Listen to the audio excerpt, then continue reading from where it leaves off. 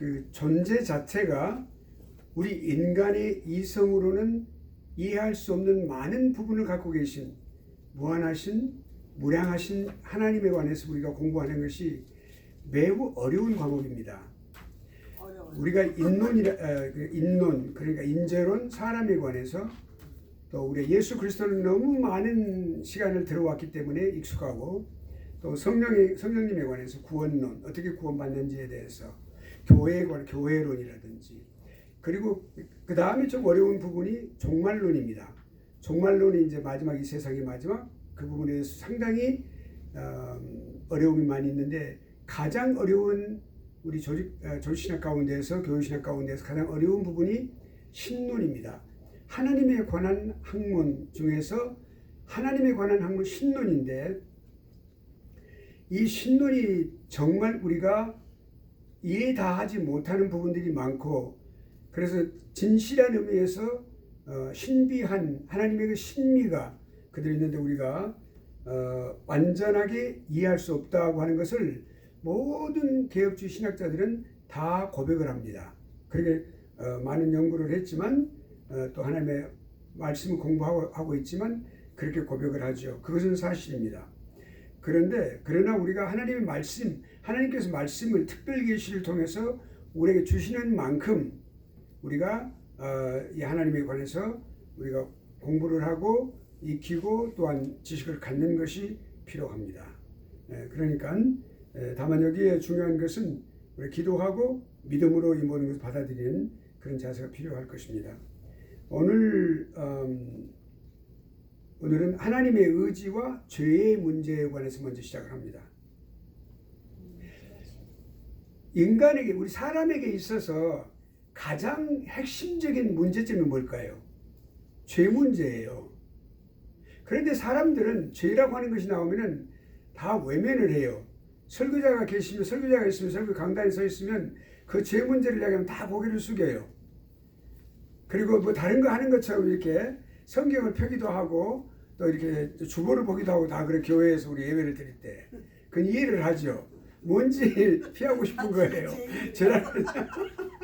뭔가 피하고 싶은 거예요. 네, 그렇습니다. 네, 사실이에요. 근데 그것이 우리 실질적인 우리의 문제예요. 우리 실존의 문제거든요. 그런데 그러면 하나님은 이 죄의 문제를 어떻게 다루고 계시고 대하고 계실까? 이거 궁금하잖아요. 성경은 우리 인류의 역사가 죄로부터 시작됐다고 하는 사실을 명확하게 말씀하고 있습니다. 그만큼 아주 중차대한 문제가 죄의 문제입니다. 그러니까 우리가 가장 중요한 것은 오케이 우리는 죄인의 굴레를 벗어날 수 없으니까 죄는 우리가 끊을 수가 없어. 마치 뭐 흡연하는 사람들이 담배를 끊을 수 없다고 변명하는 것처럼 아니야 우리는 하나님이 아니고 우리 사람이니까 우리는 죄를 끊을 수가 없어 라고 말한다면 그건 잘못된 변명이겠죠. 그렇죠? 네. 그러니까 하나하나 거짓말을 뭐 하루에 10번씩 하고 살았다면 조금씩 5번으로 4번으로 3번으로 줄여서 점점 없애는 방향으로 나아가야 되겠죠. 그게 우리 목표고 하나님의 목표예요. 그러면 죄의 문제를 어떻게 하나님은 보고 계시는가? 매우 중요해요. 목사님 몇 페이지예요? 55페이지. 그게 중요하죠. 한 페이지 어디 같은 페이지 있는가? 그게 중요하죠. 예. 5번. 55페이지. 아니 저는 페이지 55페이지. 똑같아요. 아니 달라요. 저는 지난주에 11월 10일 날 72페이지까지 했어요.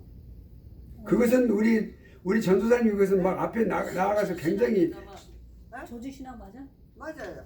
아니 근데 제가 알아요. 우리 전도사님은 아니 예습을 하셨고. 먼저 앞에 나가신다고. 아니 그게 아닌데. 예. 아 설교하기구나. 어쩐지 잘못 피웠다 내가 듣기를 지금 보니까 이건 아니에요. 어쩐지 아니다 이상하다 그랬어. 공부를 열심히 하려고 하는 학생들 가운데 일어나는 현상이에요. 가끔 일어나요. 어저께도 나한테 막 질문해요. 이상하다 네. 왜 여러 이렇게 가지 다른가 공부하고 싶어 했지. 네, 그렇죠. 55페이지입니다. 자, 그러면 55페이지예요. 아이고. 하나님의 의지와 죄의 문제. 이거 좀 이렇게 시간은 많이 소요가 되지 않지만 우리가 정확하게 좀 짚고 넘어가죠. 네. 하나님이 어떻게 죄를 보시는가? 우리가 알아야만 우리 삶이 올바르게 전개가 되겠죠. 예, 그 죄 문제를 어떻게 우리가 볼 수 있는가를 우리 마음이 결정이 되겠죠. 하나님은 원래 딱 한마디로 말하면 죄와는 상관이 없으신 분이에요. 죄가 없으신 분이에요. 아멘. 하나님에게는. 예. 근데 또한 하나님은 아주 죄를 미워하시는 분이세요. 그건 우리가 설교에서 많이 들었잖아요. 교회에서. 예. 목사님들. 그런데 사실은 죄와의 문제는 풀기 어려운 문제에 해당됩니다. 하나님과의 관계가. 근데 이게 있어요. 죄가 이 세상에 존재하는 것이 아니었지만 죄가 어디서 들어왔어요? 들어왔어요. 이 세상에. 그 맨 처음에 죄를 지은 존재가 뭐냐면 천사였어요. 천사. 그 천사들 가운데서도 또 우리가 하나님의 뜻을 완전히 따르기를 원하지 않는 그런 교만한 마음을 가진 천사들이 하나님의 그 주권에 도전하여 이제 그렇게 무리를 지어서 시작을 했던 게 그 죄의 시작입니다. 그런데 그것이 천상에서 그 일종의 그러한 그런 그 잘못된 그런 집단 행동을 한 것이 누구를 중심으로 해서 마귀를 중심으로 해서 뭐 그래 어떤 사람들은 뭐 마귀가 천사장이었다고 그러는데 아니에요. 일반 천사였습니다. 예, 그 중요한 이치는 있었지만 천사장은 아니에요. 미가엘이 천사장입니다. 예, 그러니까 군대 장관이고 그러니까 이제 그런데 그렇게 했어요. 그래서 아주 높아지고자 하는 그런 존재로 그렇게 시도를 했는데 결국엔 쫓겨납니다. 쫓겨나서 그 같은 무리의 천사가 쫓겨나죠. 그래서 지금 목사님 예? 루시퍼 아니에요? 아니 루시퍼는 천사 이름이 아닙니다. 예, 루시퍼는 천사 이름이 아니고 루시퍼라고 잘못 알고 있는데 루시퍼는 천사 이름이 아닙니다. 그냥 천사에서 타락한 천사예요. 그건 디아블로스. 우리가 히브리어에서 말할 때 디아블로스라고 말해요. 그건 마귀란 뜻인데 마귀, 악마란 뜻이에요.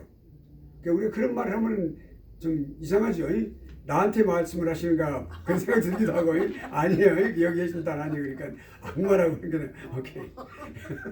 그러니까 그건 염려하지 말길 바랍니다. 찔끔할 필요는 없어요. 찔끔해서는 안 되고 우리 다 하나님의 자녀들이니까 여기 계신 분들은.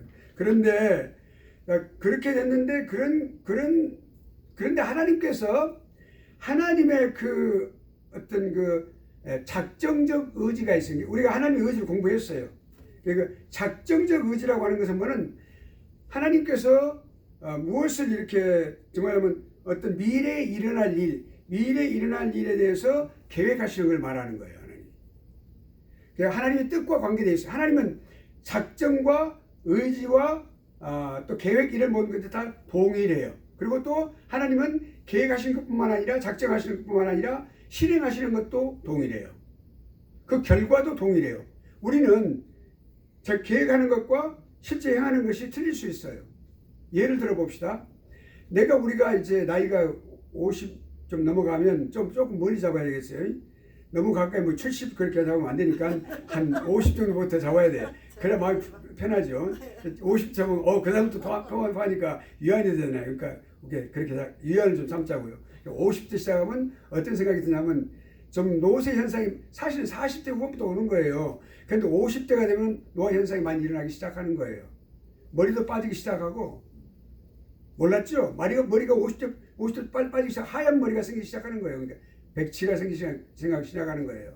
그리고 뭔가 모르게 몸에 노쇠 현상이 조금씩 잘 모르지만 일어나는 거예요. 그러니까 없었던 그런 피로감도 회복은 빠르지만 나이 80대보다는 나이가 빠르지만은 그렇게 한단 말이에요. 그런데 나이가 점점 먹어가면 따라 어떤 두 가지 차이점이 생기는 거예요. 내 의지와 행동이 차이가 나는 거예요.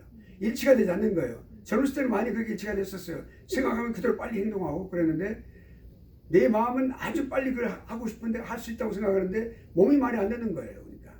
그래서 계획과 행동이 일치가 안 되는 거예요. 그렇죠? 그러니까 몸은 아주 이팔 청춘인데 이팔이면 몇 살이에요? 18살입니까? 28살입니까? 상관없어. 28살, 18살이면 청춘이긴 한데 젊은 청춘이고 그리고 또 28세는 조금 늙을수리한 그런 청춘이 되겠죠. 그들이 또 세대 차이가 있어요. 젊은이들도. 아무튼 그렇게 되는데 아무튼 이팔 청춘이지만 우리 마음은 그렇다고 그래요. 그러나 우리 몸은 거기 따르지 못한다. 노화 현상 때문에. 그러니까 실제 의지와 행동이 일치가 안 되는 부분이 너무너무 많아요. 갈수록 그렇게 되는 거죠. 근데 하나님은 그렇지 않아요. 의지하시면 의지가 갖고 계시다면 작정적 의지가 있어요. 그럼 반드시 그것은 이루어지는 거예요. 그게 우리 하나님과 우리의 틀리는 거예요. 이것도 우리가 이해하지 못하는 부분이에요. 그러니까 학문으로 조직화되어 있으니까 체계화되어 있으니까 그렇다고 우리가 그때를 받아들인 거죠. 그래요. 그러니까 저도 그랬어요. 그러니까 하나님의 작정의 의지가 곧 뭐예요? 작정적인 의지를 말하는 거예요. 그러니까 무엇을 하시겠다는 능동적으로. 그러니까 하나님의 의지와 그 다음에 성취까지 포함하는 거예요. 하나님 반드시 그렇게 의지를 갖고 계시면 그것을 의지를 갖고 계시면 행동에 옮기시고 그렇게 성취하시는 거예요. 아시겠어요? 이거 중요해요. 그런데 그것을 또 다른 면에서 또 한 가지 또 덧붙여서 생각할 수 있는 뭐냐면 그 작정적인 의지는 반드시 사람으로 하여금 그것을 이루도록 하나님께서 허용하시는 거예요. 하나님 능동적으로 행하시기도 하고 그 다음에 사람으로 하여금 그거를 사람이 행할 수 있도록 허용하시는 거예요. 그것이 하나님의 작정적 의지에 포함이 되는 거예요. 반드시 그러니까 그것은 이루어지는 거예요. 그것이 이 죄를 짓는 것도 하나님의 이 작정적 의지의 한 일부분으로서 허용하시는 거예요. 허용. 하나님께서 죄를 허용하시는데 그냥 하는 대로 허용하시는 거예요. 그런데 여기 중요한 것은 뭐냐면 하나님께서 반드시 그 죄를 짓고 난 그 일에 대해서 그 사람으로부터 그 죄의 대가를 물으시는 거예요. 그 책임을 물으시는 거예요. 아시겠어요? 이것이 하나님이 죄를 짓는 사람과 그 죄에 대한 하나님의 대응 방식이에요. 하나님 갖고 계신 계획이에요. 그러니까 작정적인 의지, 하나님의 작정적인 의지, 좀 설명해 드렸어요. 반드시 그 사람의 죄악도 포함이 된다 그 말이에요. 그렇다고 해서 그러면 하나님께서 그러면 죄를 능동적으로 죄를 조성하시는 분이시냐? No, never. 그건 아니에요. 하나님은 죄의 조성자가 아니시다 그 말이에요. 허용하시는 거예요. 이 세상의 모든 것들은 하나님의 의지와는 상관없이 일어나는 것은 없어요. 뭐든지 죄든지 인간이 하나님 앞에 아름다운 선을 행하든지 하나님을 기쁘시게 하든지 하나님을 찬양하든지 이 땅에서 아름다운 삶을 살아가든지 뭐든지 인간이 살아가면서 뭐 어떤 작은 여러 가지 목표들을 세우고 그것을 이루어가든지 그 모든 것들이 인간의 수명이 다해서 여기서 수명을 다하든지 태어나든지 이 모든 것들이 하나님의 의지 밖에서 일어나는 것은 없어. 그러니까 죄도 포함되는 거죠. 그러니까. 그러나 하나님께서 죄를 허용하시는 차원에서 하나님 대하시는 거예요. 그 죄 허용이다 그래요. 죄 허용성이에요. 그것이. 그러니까 하나님께서 죄를 수행하시고 그걸 의지적으로 막 이렇게 막 일부러 막 능동적으로 하시고 그건 아니다 그 말이에요. 죄는 절대로 그렇게 하시는 게 아니에요. 다만 하나님께서 그 우리가 무엇을 할 수 있어요? 우리 욥기서에서 이제 마귀가 하나님께서 그 욥을 굉장히 프라우드하게 생각하고 계셨어요. 훌륭한 믿음의 내 사람이다 이렇게 생각을 하고 계셨는데 그런데 이제 그 마귀가 하나님 앞에 자꾸 이제 이 마귀를 욥을 고소를 합니다. 참소를 합니다. 하나님께서 한번 저에게 욥에게 한번 좀 여러 가지 고난을 주어 보십시오. 그러면 하나님을 욕하고 그렇게 하나님을 떠나게 될 것입니다. 그래도 그렇게 될 것입니까? 아니라고 저는 생각합니다. 그러면서 이렇게 하니까 하나님께서 그래 그럼 네가 그러면 내가 내 욥을 너에게 맡긴다 그랬었어요. 다만 그의 육신에는 손대지 마라 그랬어요. 그 육체가 뭘 말이에요? 생명이요. 생명을 손대지 마라 그랬어요. 생명을 건들 수가 없었어요. 죽이지는 못하죠. 그러니까 그것은 허용이에요. 하나님께서 허용하신 거예요. 또 여호수아 우리 스가랴서라고 알고 있는데 여호수아 대제사장 여호수아가 있어요. 여호수아 그 이스라엘에 들어간 모세 후계자가 아니고 여호수아 대제사장이 있었어요. 그 제사장이 그냥 불에 끌린 모습으로 나오는 거예요. 그래 하나님 앞에 딱 서 있어요. 근데 그 오른쪽에 그 여호수아의 오른쪽에 마귀가 서 있더라 그랬어요. 그러니까 하나님 보시기에는 왼쪽이죠. 그래서 거기서 참소를 하는 거예요. 그러니까 하나님께서 내가 너를 책망한다 그러셨어요. 그러니까 마귀도 반드시 하나님의 면전, 하나님의 그 섭리 안에 존재하는 거죠. 네, 그렇게 해서 하나님의 그 모든 것을 허용하는 그런 하나님의 죄를 허용하시는 의지가 절대로 하나님을 기쁘게 하는 것은 아니에요. 허용한다고 해서 기쁘기 때문에 하시는 게 아니란 말이에요. 그냥 내버려 두시는 거예요. 그건. 그 죄를 하나님께서 그 죄가 관영할 때까지 기다리시는 거예요. 하나님께서는. 그 죄를 그건 무서워요. 그러니까 그거는 그런 하나님의 태도가 관영이라고 하는 것은 죄가 어느 일정한 숫자, 그 하나님의 목표가 있어요. 정해놓으신 목표가 있어요. 이 사람이 죄를 똑같은 동일한 범죄를 저지르는데 어느 특정한 목표가 있었다. 거기까지 기다리는 거예요. 거기까지 찰 때 그때 하나님께서 특단의 조치를 내리시는 거예요. 그것이 홍수 심판이에요.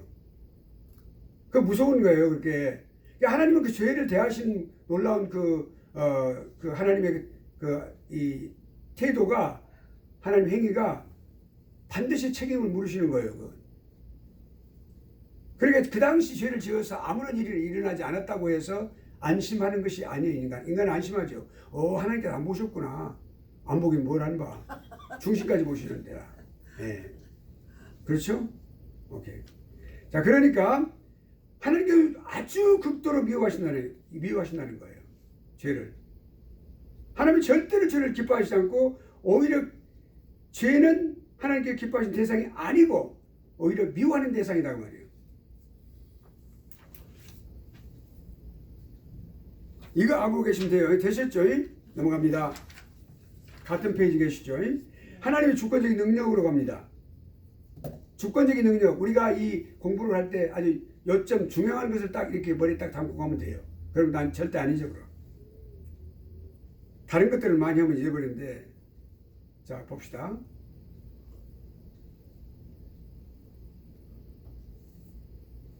주권적인 능력. 저는 이 주권적인 능력이라는 말을 매우 좋아해요. 우리 하나님의 종들은, 하나님의 사람들은 하나님의 주권적인 능력을 늘 생각하고 의식하고 살아야 돼요. 그것이 코람데오의 삶이에요. 코람데오. 하나님 앞에서 삶이라고 말해요. 자, 그러니까 주권적인 능력 정의를 한번 해볼까요? 하나님의 주권이 어디서 나타나는가? 그 뭐예요? 그러니까 하나님의 의지에서 나타나고 전능하신 그런 능력, 하나님 전능하심에서 나타나고 의지에서 그 의지를 수행하는 능력에서 나타나는 거예요. 그러면 정의를 한번 해보죠.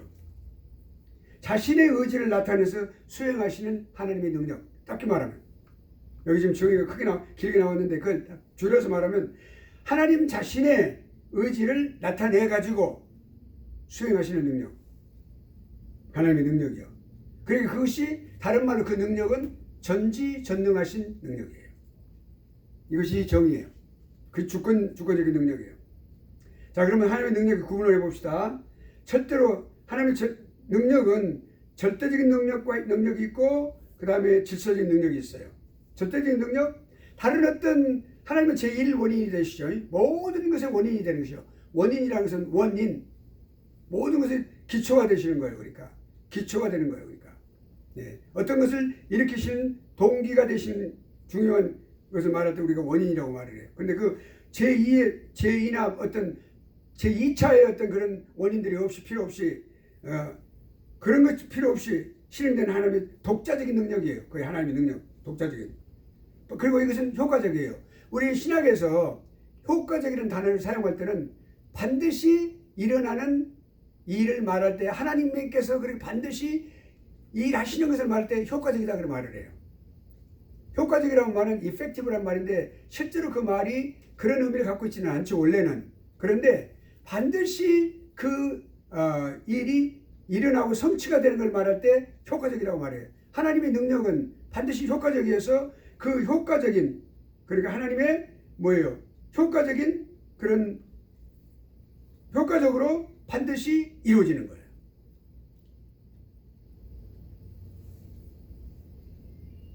그 다음에 질서적인 능력, 제2의 원인들 이런 것들이 질서 있는 작용으로 실행되는 하나님의 능력. 이제 이것도 효과적이에요. 반드시 이루어지는 거예요. 하나님의 능력에 의해서 시작되는 것들은 반드시 다 이루어지는 거예요. 그러니까 이거 절대적인 능력은 제2의 원인이 필요 없이 제2의 능력은 질서적인 능력, 이거는 여러 가지 제2의 원인들이 함께 제2의 원인들을 질서 있게 이렇게 다 합해서 그런 같이 합력해서 작용함으로써 실행되는 하나님의 능력을 말하는 거예요.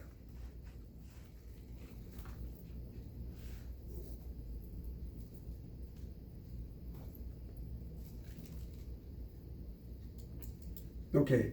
자, 그러면 하나님의 능력의 특징을 한번 봅시다. 하나님의 능력의 특징은 여러 가지가 있어요.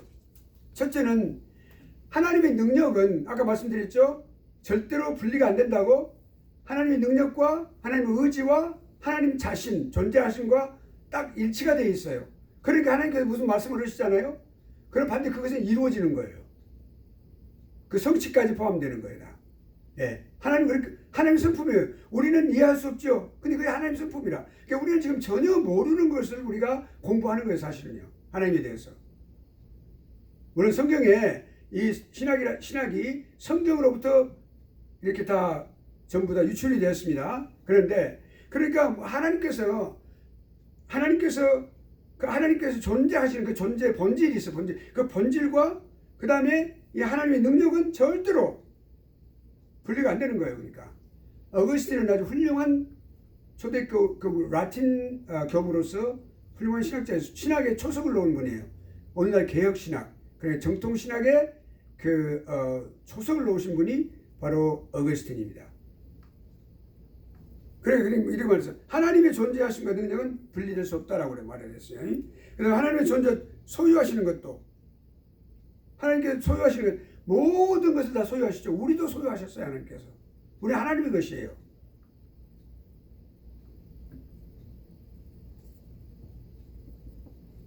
같은 실체예요. 하나님 존재와 소유하시는 것은 다 같은 실체예요. 존재와 또 일하시는 것, 수행하시는 것, 그것도 또한 동일해요. 분리가 안 돼. 분리가 되어 있지 않아. 하나님은 존재하시고 또 능력도 같이 동일하게 가지신다. 지금 여기 지금 우리 설명하는 내용들을 어거스틴 내용 말 똑같은 말이에요. 그러면 하나님의 의지와 행동, 하나님께서 무슨 역사를 하신다, 우리가 역사한다 이렇게 하나님 역사하신다 이렇게 말하죠. 역사하신다. 그건 일을 하신다, 행동하신다 그런 말이에요. 무엇인가 행동하신다. 그런 행동을 동시에 갖는 거예요. 하나님의 존재. 하나님이 어떤 아까 제가 처음에 말씀드렸어요. 하나님께 무엇을 하시고자 하는 의지가 있어. 그럼 반드시 그 행동에 옮기신단 말이에요.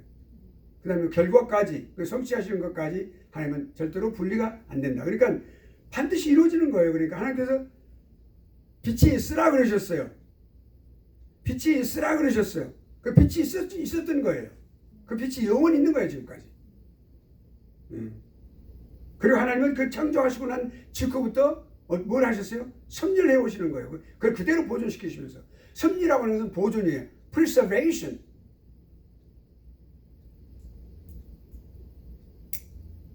그것이 하나님의 의지는 뭐과 관계돼? 창조와 관계되어 있어. 또 물론 의지가 섭리와도 관계되어 있지만 그것이 창조를 만드셨어요. 그리고 행동. 이 섭리하시는 의지와 행동이 또 계속되는 거예요. 그러니까. 그런데 동시에 하나님이 모든 걸 다 하실 수 있잖아요. 전지하시고 능력이 있어요. 그러니까 모든 전능이라는 것은 모든 것을 할 수 있다 그 말이에요. 그러니까 그런데 하나님께서 하실 수 없는 것이 있어요. 하실 수 없는 거. 근데 그 하실 수 없다는 것을 우리가 오해하면 안 돼요. 하실 수 없다는 건 뭘 할 수 없다고 그러니까 예를 들어 하나님께서 하나님의 능력이 부족한 점이 있으셔서 못 하신다. 그게 아니에요. 다 전능하신데 하나님께서 그 성품상 하나님께 또 원하시 않을 때 못 하시는 거예요. 그러니까 예를 들어서 그러니까 원하시지 않을 때 또 원하실 수 없기 때문에 자 지금 또 봅시다. 또 어거시 대놓은 걸 한번 봅시다. 예. 첫째로 의로움이라고 우리가 하나님의 의가 있죠. 정의로움, 불의한 것을 절대로 원하실 수 없어요. 하나님은. 예. 불의한 것을 원하실 수 없는 거예요. 하나님의 성품 자체가 그래. 불의한 그 가운데 예를 들어서 거짓을 원하실 수 없어요. 하나님은 거짓할 수 없어요. 왜냐하면 하나님의 성품이 신실하시기 때문에 우리가 진실성을 우리가 공부해서 성품 가운데서 그래서 그런 거예요. 또 하나님의 지혜가 있어요. 지혜는 모든 것을 가리키는 통찰력인데 그 어리석은 것 원할 수 없어요. 지혜가 없으면 어리석지요. 통찰력이 없으면 어리석지요. 어리석게 행동하고 말하지요. 하나님 그렇게 할 수가 없어요. 하나님 어리석지 않아요. 어리석을 수가 없어요. 그걸 원하실 수 없기 때문에 하나님께서 갖고 계신 진리가 있어요. 하나님 진리예요. 우리 하나님이 진리예요. 진리. 그렇죠? 하나님이 진리예요. 딱 진리는 아주 앱솔루트하단 말이에요. 상대적인 것이 아니에요. 상대성이 없어 반드시. 진리는 앱솔루트 절대적이에요. 그런데 그 진리가 하나님이신데 진리는 거짓을 절대로 원할 수 없어요. 거기는 거짓이 없어요. 하나님께서 말씀을 주실 때 이 말씀이 다 진리예요. 여기 기록된 말씀 66권이. 그럼 이 진리의 말씀이 다 거짓이 하나도 없어요. 이거는 오직 진리만 있어요. 거짓을 원하실 수 없기 때문에 그래서 그 거짓을 기록할 수 없어요. 하나님은 자신을 부인할 수 없어요. 하나님은 스스로 있는 자니라 그러셨어요. 그러니까 존재하시는 그 존재를 부인할 수가 없는 거예요.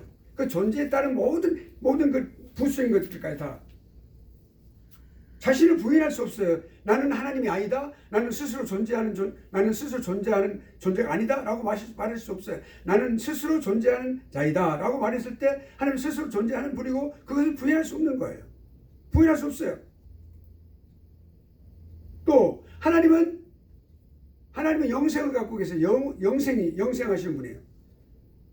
죽으실 수 없는 거예요. 그러니까 영생이란 죽음이 없는 걸 말하는 거예요. 하나님은 죽으실 수 없어. 변하실 수도 없고 불변성이 있죠. 우리가 불변성을 공부했죠. 영원성을 공부했죠. 속으실 수 없어요. 다른 사람도 아무리 우리가 아무리 하나님 앞에 무엇을 잘 보여가지고 속이려고 해도 절대 하나님은 속지 않으신단 말이에요. 우리 중심을 보고 계시는데 그거 어떻게 속여요 우리가? 속일 수가 없어. 하나님은 속임을 당할 수 없으세요. 그게 못 하시는 것 중에 들어가는 거예요. 그게 다. 또 하나님은 창조를 하셨죠. 모든 걸 창조하셨죠. 모든 생명을 다 주셨단 말이에요. 생명의 시작을 하나님께서 하셨는데 하나님 자신이 피조될 수 있어요. 예수님이 피조될 수 있어요. 처음에 우리가 초대교회 때 아리안주의가 있었어요. 그 사람들은 예수님이 피조물이라고 그랬어요. 예수를 피조물이라고. 이단으로 정죄가 됐어요. 니케아 종교회의에서. 그런데 하나님은 그렇게 피조될 수 없어요. 창조가 될 수 없는 분이에요. 창조주예요. 창조주. 예수 그리스도로 인하여 모든 피조물이 다 예수 그리스도로 인하여 창조가 됐다 그랬어요. 요한복음 1장 1절 4절까지 말씀하는데 모든 그로 말미암아 창조됐다라고 창조됐고라고 말씀하셨습니다. 능력이 부족한 것도 없으세요. 하나님 전능하신데 능력이 부족해서 우리를 능히 구원하실 수가. 하나님께서 그래서 성경에 하나님은 손이 짧아서 너희를 구원할 수 없는 것이 아니다 그러셨어요. 손이 짧아서 너희를 구원할 수 없다. 그렇게 너희를 생각하고 있는 것 같은데 그렇지 않다. 하나님은 손이 짧아서 너희를 구원할 수 없는 것이 아니다. 다 구원하시는 거다. 그러니까 우리가 오늘날 여기서 무엇을 발견할 수 있어요? 알미니안주의자들이 자유주의자들이 뭐라고 말을 해요? 우리가 하나님의 구원의 의지를 하나님께 구원하시고자 했을 때 구원의 의지로 다가오실 때 우리가 거부할 수 있다고 말을 했죠. 그럼 어떻게 여기 배치되는 거죠? 여기 지금 하나님 말씀이 그렇게 분명히 하나님은 능력이 부족함이 없다 그랬는데 능력을 제한시켜 버리는 거죠. 그건 얼마나 그 외람되고 잘못된 거죠. 그건 이단이에요. 그것이 자유주의는. 그러니까 자유주의가 오래되면 여러분 내가 분명하게 공개적으로 말씀드리는데 자유주의가 오래 가면요 더 깊이 가면 어디로 가는 줄 아세요? 무신론으로 갑니다. 자유주의의 궁극적인 정책은 어디냐면 무신론이에요. 하나님 믿지 않아요. 하나님이라는 말을 쓰고 있지만 그들은 가상의 하나님을 만들어내놓고 있어요. 진실로 믿는 유일신 하나님이 아니에요. 그러니까 하나님이 능력이 부족함이 없다는 거예요. 그러니까 그들은 하나님의 능력을 부족하게 만들면서 그렇게 만드는 거죠. 그러니까 우리가 올바른 신앙을 갖고 있어야 되고 올바른 신앙을 해야 되는 이유가 그거 있습니다. 그 잘못된 데서는 그걸 가르쳐. 여기 척 스미스 그 교단 그 사람들이 나와서 라디오에서 내가 하는 걸 봤는데 패스터스 이 퍼스펙티브라는 그 프로그램이 있어요. 그거 나와서 하는데 우리가 딱 그렇게 공공연히 말을 해요. 우리가 하나님께서 예수께서 우리에게 오셔서 이렇게 구원하시려고 하는데 우리가 거부할 수 있다고 분명하게 말을 해요. 그 사람들. 그래서 난센스예요. 그렇게 하면 안 되죠. 하나님을 외람되게 만드는 거죠. 전지전능하신 하나님, 그리고 하나님은 참되고 완전하신 전능의 존재이십니다. 이거 잘 됐어요. 그러니까 하나님의 능력에 와서 우리 이 정도면 충분하다고 말해요. 이해하시겠습니까? 네. 그러니까 또 마지막으로 이제 하나님 이미 발생한 것을 절대로 취소할 수 없어요. 사람을 이렇게 구원하셨어요. 구원하셨는데 예수 그리스도 십자가에 죽으시면 헛되할 수 없어요. 반드시 구원했는데 너 구원받은 데는 취소야. 너 지옥에 가. 절대 그럴 수 없어요. 근데 그 사람은 그렇게 할 수 있다고 말하거든. 구원받다고 말하는 사람도 지옥 갈 수 있다고 말을 해. 옛날에 천주교가 그렇게 말을 했어요. 그 면죄부를 말할 때 말이죠. 예. 제가 너무 혹독하게 자유주의를 지르겠습니까? 그렇게 해야 되는 거예요. 그래야 진리를 우리가 수호를 해야지. 공개적으로 이 강의가 지금 나가고 있어요. 그러면 왜냐하면 이 모든 것들이 왜 그러냐면 진리이신 하나님께서 참된 것을 참되지 않은 것으로 만들 수 없으시기 때문에 그렇습니다. 참되신 하나님께서. 그러니 얼마나 우리가 감사해요. 참되신 하나님을 우리 아버지로 모셨으니까. 여러분 가슴이 뛰지 않아요? 옛날에는 안 떴는데. 네? 지금은 옛날에는 안 떴는데. 지금 뛰어요 이제? 그래. 떴고 나니까 펄펄 뜁니다. 그래 펄펄 뛰어. 나도 지금 뛰거든. 오케이. 그렇게 이 전지전능 하나님을 우리 아버지로 모셨다는 게 너무 감사해요. 아멘. 예. 자, 그러면 이제 여기까지 하고 우리가 거룩하신 삼위일체 하나님. 사실 우리가 아까 조금 전에 우리 신론이 가장 어려운 학문 중 하나라고 말을 해서 신학 가운데에서. 그런데 이 조직 신학 가운데 신론 가운데서도 가장 어려운 부분이 이 삼위일체 부분이에요. 우리는 정말 전mit각양으로 가장 어려운 부분을 지금 헤치고 들어가는 거예요. 그러니까 이거는 믿음으로만 받아들이는 하나님의 신비예요. 네, 하나님의 신비. 삼위일체, the doctrine, 삼위일체 교리라고 말할 때 the doctrine of the Trinity, 하나님을 삼위일체 하나님 그런 말 때 the triune God 그렇게 말해요. the triune God 그렇게 말하죠.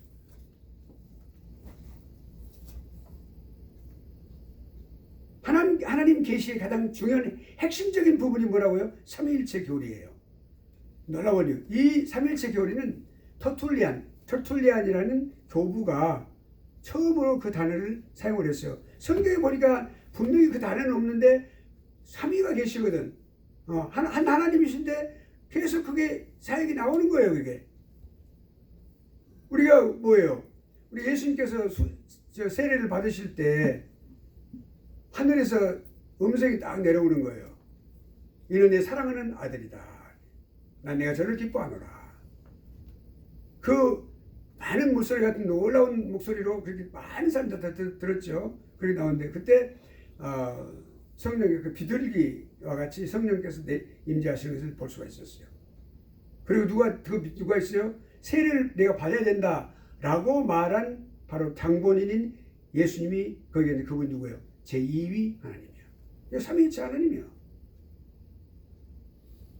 그런데 마태복음 얘가 많이 있는데 마태복음 28장 맨 마지막 보면 가라 모든 족속 제사를 삼고 내가 너에게 말한 것을 가르쳐 지키게 하라. 그러고 뭐요? 그 앞에 부분이 있어요. 모든 족속을 가르쳐 지키게 하라. 그 말 앞에 세례를 주고라고 말했어요. 성부와 성자와 아버지와 아들과 성령의 이름으로 세례를 주고 그랬어요. 분명하게 말씀하고 계시잖아. 그렇다고 세 하나님이 아니고 한 하나님이신데 한 하나님이세요. 한 하나님. 근데 삼위가 계시는 거예요. 자, 가장 어려운 교리. 아무튼 우리가 이제 좀 정의를 한번 봅시다.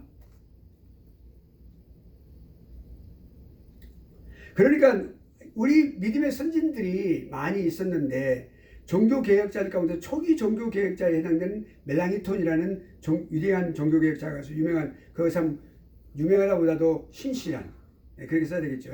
신실한 필립 멜랑이톤, zwingli 멜랑이톤 다 같은 또 이제 그 뒤에 이제 그 뒤로는 칼빈, 루터 칼빈 또 이렇게 그런데 그 필립 멜랑이톤이 그렇게 말했어요. 하나님의 그 신비를 우리가 연구하는 것보다는 우리가 경외하는 것이 좋다 그랬어요.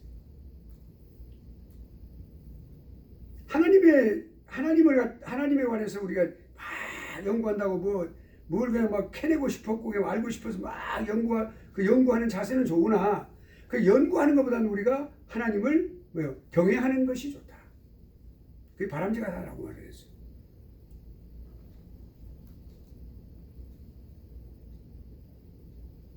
그것이 그만큼 이 삼위일체는 하나님의 신비예요. 우리 다 인간의 언어로 다 설명할 수 없어. 하나님을 경외하는 것이 지식의 근본이라. 그렇지. 어쩌면 그렇게 잘하시고 전사님. 갈수록 점입가경이 전사님. 전사님이 청강생인데 청강생이 아니라 오히려 뭐 재학생들보다 훨씬 더 잘해. 더 열심히. 누구 때문인가는 모르겠어. 누구 때문에 잘하시는지 모르겠어. 공부한다고 나한테 뭘 막 물어보더니 오늘 아주 그냥 예. 난리 나네. 그러니까 머리 한번 딱 지진이 나더니 그때부터 확 바꿔져 버렸어. 지진이 나야 돼 그러니까.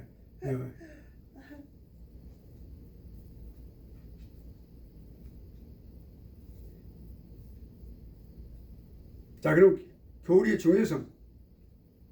그러니까 봅시다. 웨스트민스터 신앙 고백을 한번 봅시다. 우리 학교가 개혁주의 신학을 지향하고 있습니다. 우리 학교는. 그래서 우리가 웨스트민스터 신앙 고백을 알아야 돼요. 웨스트민스터 신앙 고백서는 그 영국의 웨스트민스터 사원에서 신학자, 목회자, 교수 이런 분들이 많은 분들이 모여가지고 상당히 오랜 기간 동안에 이제 신앙 고백서를 작성을 해서 영국 의회의 승인을 받습니다. 놀라운 일이에요. 그래서 발표가 되고 그런데 그것이 지금 보수 교회에서 신앙 고백으로 갖고 있는 중요한 신앙 고백서가 웨스트민스터 신앙 고백서고 그리고 이제 그 여기에 또 쌍벽을 이루는 또 다른 신앙 고백서가 있어요. 벨직 신앙 고백서. 그거는 화란에서 이제 개혁 교회라고 그것도 장로교회가 같습니다. 그래서 개혁 교회에서 벨직 신앙 고백서를 또 거기서는 거기는 똑같아요. 다 뿌리가 똑같은 게 다 근본적으로 다 똑같은 신앙 고백서요. 그렇게 하고 있습니다. 근데 그 삼위일체를 뭐라고 말하느냐? 이 웨스트민스터 신앙 고백은 반드시 우리 신학교에서 웨스트민스터 신앙 고백서를 공부를 해야 돼요.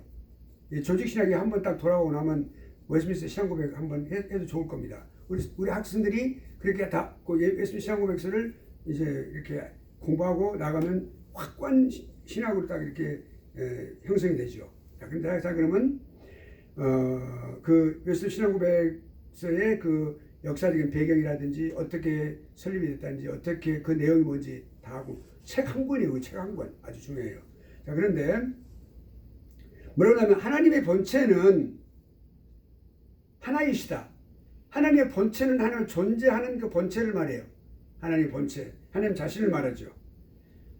하나님 하나이신데 삼위로 계신다 그랬어요. 성부, 성자, 성령, 삼위. 한 본체와 한 권능과 한 영원성이 많은 삼위가 다 한 본체이시고 그리고 권능이 하나고 그리고 영원 모두가 하나로 영원하시다 그 말이에요.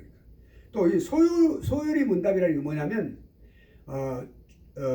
이 종교 개혁 당시에 이제 두 가지 그룹이 있었습니다. 하나는 초신자들을 중심으로 해서 신자들이 있었어요. 성도들이. 그 성도들을 성경 공부를 가르쳐야 되겠는데 성경을 가르쳐야 되겠는데 교본이 있어야 돼요. 교본이. 그 교본으로 만든 것이 소요리 문답이에요. 그리고 대요리 문답이라는 게 있어요. 목회자 후보생들, 그러니까 신학생들을 말하는데 그 목회자 후보생들한테는 좀 더 설명을 더 자세하게 한 더 범위가 커요. 그 규모가 더 커요. 소요리 문답은 똑같은데 그 질문과 답의 형식으로 돼 있어요. 모두 다 성경에서만 다 뽑았어요. 다 다른 거 다 일절 안 들어가 있어요. 그런데 우리 교회에서도 제가 부임해가지고 그 소요리 문답을 다 쭉 해오고 있다가 팬데믹 때문에 약 2년 전에 그거를 좀 멈췄어요. 성경 공부를 못하니까. 그래서 이제 지금 이제 이번 주부터 이제 이 성경 공부를 하는데 이 소요리 문답을 계속할 거예요.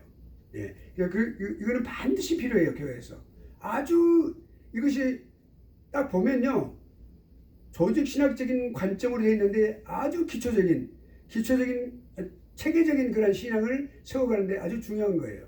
먼저 조직하기 전 사람들은 이 소요리 문답을 우리 목회자 후보생들, 그러니까 신학생들은 대요리 문답이라는 것을 구해서 읽으면 정말로 좋아요. 아주 성경으로 되어 있어요. 다 질문 형식으로 되어 있어요. 질문과 답, 질문과 답, 질문과 답 이렇게. 그 추천합니다. 근데 그 소요리 문답에 6답이 있어요. 6문의 문답이 있어요. 거기서 뭐냐면 하나님의 신격에 삼위가 계시니 성부와 성자와 성령이시다 그랬죠. 그 다음에 이 삼위는 한 하나님이시다. 본체는 하나요 권능과 영광은 동등이시다. 좀 쉽게 나왔죠? 웨스트민스터 신앙고백하고 같은데 설명을 그렇게 쉽게 했어요. 이렇게 쉬워요. 소요리 문답이 전부가. 그리고 거기 밑에 이제 그 서점에 가면은 소요리 문답이라는 책자가 딱 나와 있어요. 그 예화도 다 들어있고 필요한 설명들도 다 돼 있고 아주 좋은 교재예요. 여러분들이 이제 우리 제 아들이 EM을 하고 있는데 이제 교회 잉글리시 미니스트리 전도사를 하고 있는데 지금 웨스트민스터 신학교를 다니고 있는데 그 아들이 이 소요리 문답을 영어로 나온 거 있어요. 그걸 하더라고요. 그 젊은이들이 아주 신앙에 체계적으로 딱 세워져 있어요. 훌륭하게. 네. 자, 삼위일체 교리의 중요성. 그럼 왜 중요한가? 하나님의 계시를 반드시 하나님의 계시는 우리 지난번에 제가 몇 번 강조를 했듯이 이 신학이라고 하는 것은 반드시 어떤 사변적인 거, 관념적인 그런 학문으로 그렇게 머물러서는 안 되죠. 반드시 우리의 삶과 우리의 매일매일 삶과 연관이 되어 있어야 돼요. 적용을 하고. 그래야 되겠죠. 그러니까 실천적 신학이라고 그래요. 실천 신학이 아니고 실천적인 신학. 반드시 실천해야 되는 신학이에요. 근데 그 신학이 우리가 실천하지 않고 적용하지 않으면 그것은 관념적인 사변적인 신학으로 그냥 거기에 머무르고 말죠. 예, 그러면 안 되죠. 우리가 마치 성경을 갖다가 쉘브에다가 선반에 딱 올려놓고 먼지 기도로 그렇게 한 번도 바라보지 않는 거. 주일날 가서 한 번 말씀 듣고 그러고는 그렇구나. So what? 근데 상관하지 않아. 그러니까 그렇구나. 지식을 알고 그냥 살아가는 거 똑같아. 그러니까 하나님 말씀과는 전혀 다른 삶을 살아갈 수가 있는 거죠. 그래서 그거를 하나님 말씀을 이렇게 이제 말씀을 듣고 설교를 듣고 그거를 삶 속에서 적용해서 살아갈 때는 그 살아있는 말씀으로 내 삶을 변화시키는 거죠. 저는 항상 지금까지 강의하지 않던 설교할 때마다 한 번도 빠짐없이 전도사 때부터 반드시 설교 후반에 결론 부분에 가서 반드시 적용을 꼭 한두 가지씩 해요. 반드시 적용을 하게 돼 있어요. 해주고 있어요. 그 반드시 해줘야 돼요. 설교하는 분들은. 이 설교가 아니에요. 예, 설교학 때 설교학 선생님이 말씀 교수님 잘 해주시겠죠. 저는 다른 과목을 터치를 안 하는데 그래야 된다 그래요. 경험에. 자, 그러면 오늘은 좀 웃지 말고 공부하자고요. 자, 그러면 하나님의 계시를 삶과 연관시켜야 되는데 삼위 하나님께 드리는 고백이 뭐예요? 삶의 중심에 있어야 되겠죠. 그러니까 그것이 뭐예요? 우리가 삼위 하나님께 성부, 성자, 성령께 우리가 기도할 때에도 교회에서 우리가 공중 기도라고 그래요. 대표 기도가 아니에요. 사람들이 대표 기도라고 말하는데 대표 기도라고 할 때 어떤 우를 범하냐면 다른 사람 기도 않고 혼자 나와서 기도한다는 뜻이에요. 그거 아니에요. 내가 앞에서 입을 통해서 기도를 하지만 같이 다 기도하는 거거든요. 그래서 그거를 우리가 공식적으로는 교단 헌법에 뭐라고 나냐면 공중기도라고 나와 있어요. 공식기도 또는 공중기도라고 나와 있어요. 공중예배, 공중기도. 아시겠어요? 그것이 보수 교단에서 사용하고 있는 단어예요. 대표기도라는 말 쓰지 마세요. 대표기도라는 말은 엄격히 말하면 잘못된 말이에요. 그 기도는 항상 현재형으로. 뭐 여기까지 말을 해야 됩니까, 제가? 자, 그 다음에 그러니까 이 매우 삼위일체 교리가 매우 중요하다. 삼위일체 교리가 매우 중요하다. 자, 그럼 중요성 한번 생각해 보죠. 삼위일체 교리의 중요성 한번 보죠. 우리가 보여주는 건 뭐냐? 삼위일체 교리가. 네. 첫째로 살아계신 하나님을 보여주는 거예요. 살아계신 하나님을 보여주는 거예요. 삼위일체 교리가 우리에게 살아계신 하나님을 보여주는 거예요. 어떻게 보여주나? 삼위일체 하나님의 교리가 우리에게 살아계신 하나님을 보여주는 거예요. 각각 일을 분담하고 계세요. 삼위일체 교리가 물론 일을 하실 때 함께 일을 하시는데 그 독특하게 하시는 일이 달라요. 우리가 이제 예를 든다면 삼위 하나님은 모든 것을 계획하시는 분이에요. 플랜을 짜시는 분이에요. 작정하시고 작정은 아버지 하나님의 성부 하나님의 독자적인 업무에 해당돼요. 독자적인 하나님의 의지에 따라서 하나님의 의지에 따라서 모든 것을 계획하시는 거예요. 그리고 그 다음에 예수님은 그러니까 인간의 구원에 관해서 한번 좁혀서 말해봅시다. 하나님의 인간 구원을 갖다가 그 모든 사람들 생명책에 기록하는 모든 것들은 다 이런 것 모든 하나님의 아버지 하나님 몫이에요. 그리고 그를 위해서 반드시 십자가에 죽음이 있어야 돼요. 죽음, 속죄사역이 있어야 돼. 그 속죄사역을 누가 했어요? 행동을 누가 했어요? 예수님. 다른 분이 다른 위가 하신 게 아니에요. 성부 하나님 하신 게 아니에요. 초기 때 그 이단은 그렇게 말했어요. 성부 환난설, 성부가 환난을 당하셨다. 성부 순환설이라고 말을 해요.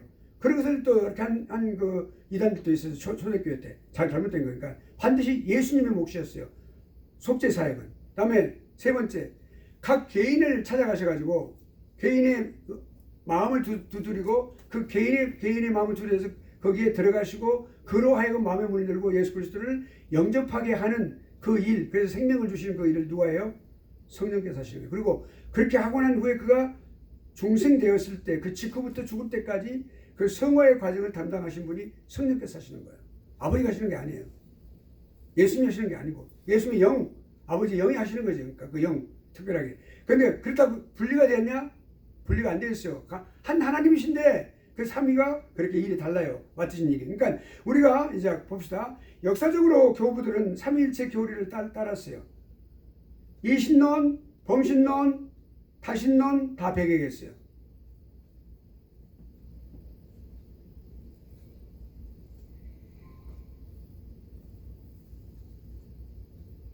이신론이 뭐예요?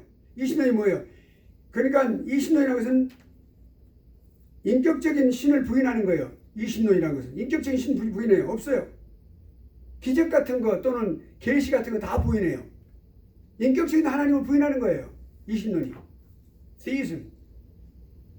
그 다음에 이론론이라고 했어요. 이론론 방금. 이론론이라는 게 뭐예요? 오직 한 가지 실체만 인정하는 거예요. 그 철학의 철학. 물질과 또는 한 가지 종류의 어떤 그런 것들만. 물질 또는 정신인 거예요. 자, 그러니까 봅시다. 여기 범신론은 자연과 하나님이 일체가 된다는 것을 말하는 것이고, 맞죠? 다신론은 신이 많은 것을 말해주는 거예요. 우리는 유일신이에요. 하나님 유일신, 성경에 말씀하는 하나님 유일신이죠. 하나님이시잖아요. 근데 다신론, God 소문자를 써가지고 G-O-D-S 그 다신론이에요.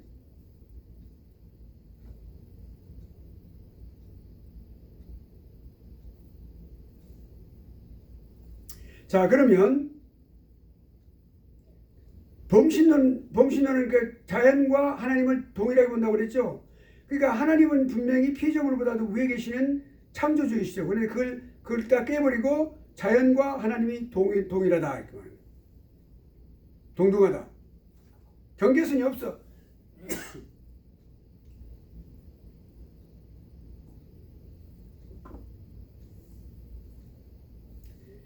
자, 그러면 삼위일체 교리는 그러니까 하나님의 존재가 충만하시고 또 참된 생명이시고 영원한 아름다움이 되신 것을 알려준다. 이렇게. 자, 그러면 이제 창조에 있어서 교리가 어떻게 중요하냐? 창조에다가 좀 더 포커스를 맞춰서 이 삼위일체 교리가 왜 중요한지를 우리가 한번 생각해 볼 필요가 있어요. 그러니까 창조는 반드시 삼위일체 하나님을 전제로 해요. 삼위일체 하나님께서 하시는 역사를 전제로 해요. 네, 삼위일체 하나님. 오케이? 네, 삼위일체 하나님께서 하신 거예요. 그러니까 태초에 하나님이 천지를 창조하시니라 그랬어요. 그리고 하나님의 신이 수면 위를 이렇게 운행하셨다 그랬죠. 벌써 거기는 성령께서 나오시는 거예요. 성령께서. 근데 구약에서는 성령을 성부의 영으로, 성부 하나님의 영으로 강조를 하고 신약에서는 예수 그리스도의 영으로 강조를 해요. 그러니까 우리가 신약 신구약을 합쳐서 보면은 성령은 성부와 성령으로부터 발출되었다라고 하는 사실을 우리가 알 수 있어요. 그러니까 창조는 반드시 삼위 하나님을 전제로 한다. 그러니까 창조는 하나님 안에 뿌리를 두고 있는 거죠.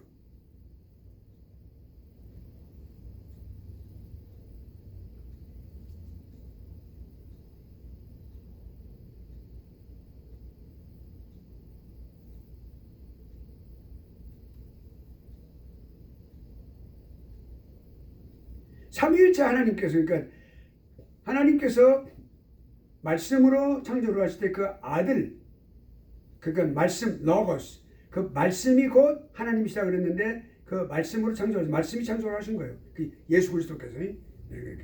하나님께서 이 창조를 계획하시고 모든 걸 다 작정하시고, 그러나 그 현장에 삼위 하나님이 계신 거죠. 자, 그러면 삼위일체 교리에서 우리가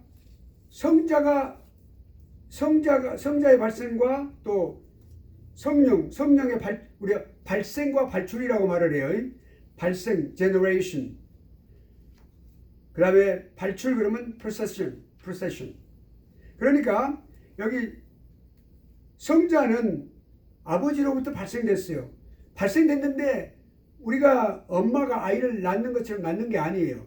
아버지로부터 나왔다 그랬어요. 아버지로부터 낳았다 그랬어요. 근데 그 낳았다는 말이 발생되었다라는 말이지, 그것이 아버지의 가슴으로부터 나왔는데 그것이 엄마로부터 아이들이 나오는 것처럼 이렇게 나오는 그 말, 생산의 어떤 육신적인 생산의 개념으로서 예수님이 나왔다는 그런 뜻이 아니에요. 그러니까 예수님이 피조물이라고 생각할 수 있는 잘못된 그런 생각을 할 수 있는 거예요. 그러니까 그게 잘못이란 말이죠. 그렇게 했던 이단들이 많이 있어요. 그리고 이제 성령은 발출이라고. 발출이란 말은 보냄을 받는다라는, 보내신다라고 하는 그런 뜻이 있어요. 발출, procession.